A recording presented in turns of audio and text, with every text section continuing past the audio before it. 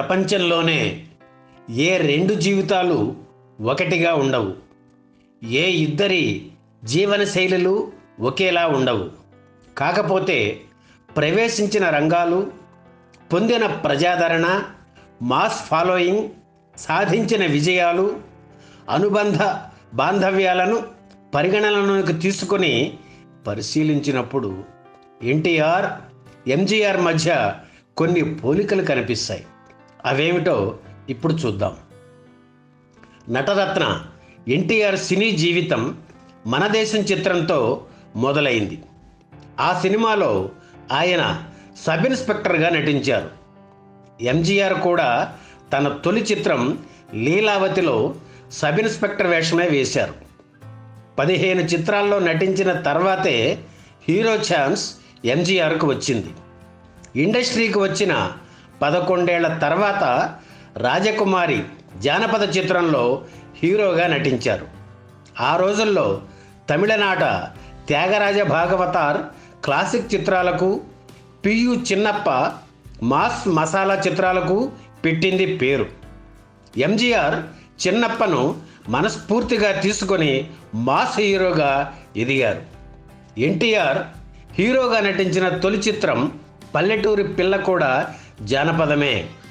అయితే ఆయనకు పెద్దగా కష్టపడకుండా రెండో చిత్రంతోనే హీరో అయ్యారు. పల్లెటూరి పిల్ల, షావుకారు చిత్రాలు దాదాపు ఒకే సమయంలో మొదలయ్యాయి. వీటిలో షావుకారు చిత్రం మొదట విడుదలయ్యింది. పాతాళ భైరవ చిత్రం తర్వాత ఆయన కూడా మాస్ హీరోగా కొనసాగారు. తమిళనాట ప్రారంభంలో భక్తిరస చిత్రాలు ఎక్కువగా వచ్చేవి. ఆ చిత్రాల్లో శివుడు, ఇంద్రుడు, ఇంద్రజిత్, శ్రీ మహావిష్ణువు ఇలాంటి భక్తి పాత్రలు ఎంజీఆర్ చాలా చేశారు.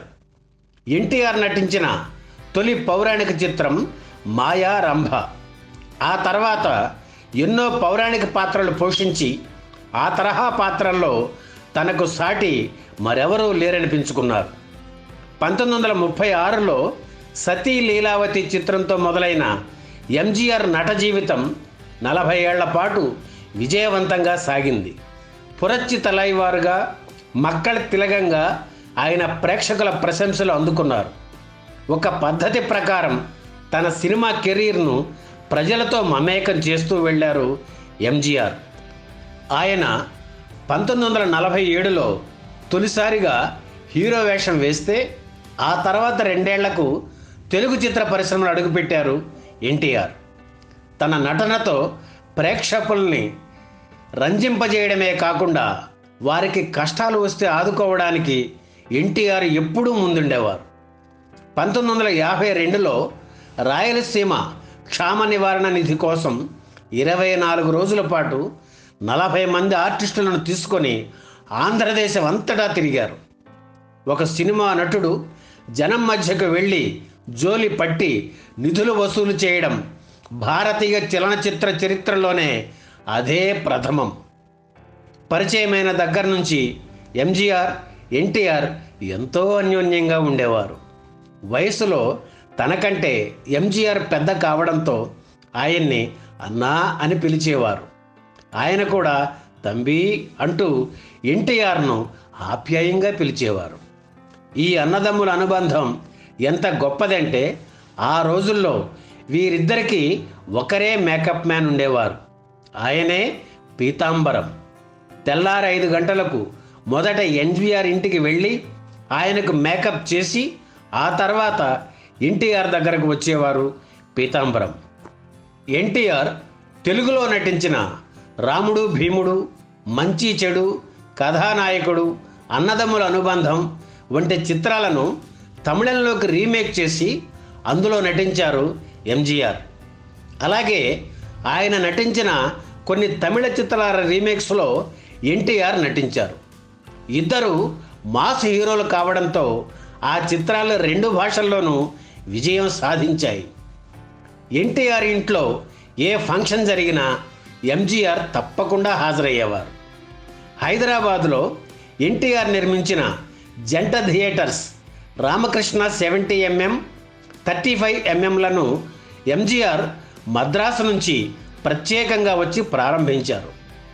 అలాగే రామకృష్ణ స్టూడియో కూడా ఆయనే ప్రారంభించి దాన వీర సూర కర్ణ చిత్రానికి తొలి క్లాప్ ఇచ్చారు. ఎంజీఆర్, ఎన్టీఆర్ ఇద్దరు హీరోలుగా కొనసాగుతూ నిర్మాణ రంగంలోకి కూడా ప్రవేశించారు. ఎంజీఆర్ నిర్మించిన 3 చిత్రాలు సూపర్ హిట్ అయితే ఎన్టీఆర్ నటించిన చిత్రాల్లో అధిక భాగం హిట్లే. ఎంజీఆర్కు అన్నయ్య అంటే చాలా ఇష్టం. ఎన్టీఆర్కు తమ్ముడు త్రివిక్రమరావు అంటే ఎంతో అభిమానం. ఎన్టీఆర్కు చేదోడు వాదోడుగా ఉండేవారు త్రివిక్రమరావు. ఎన్టీఆర్ నిర్మించిన చిత్రాలకు ఆయనే నిర్మాతగా ఉండేవారు. సినీ రంగం నుంచి రాజకీయాల్లోకి ప్రవేశించి విజయం సాధించిన వాళ్లలో భారతదేశంలో తొలి నటుడు ఎంజీఆర్ అయితే రెండవ నటుడు ఎన్టీఆర్. తను రాజకీయాల్లోకి ప్రవేశించే ముందు ఎంజీఆర్ సలహాను ఆశీస్సులను తీసుకున్నారు ఎన్టీఆర్. అయితే ముఖ్యమంత్రిగా పదవిలో ఉంటూ సినిమాల్లో నటించిన ఏకైక నటుడు ఎన్టీఆరే. ఆయన ముఖ్యమంత్రి పదవీ బాధ్యతలు నిర్వహిస్తూనే బ్రహ్మర్షి విశ్వామిత్ర చిత్రంలో నటించి చరిత్ర సృష్టించారు ఎన్టీఆర్.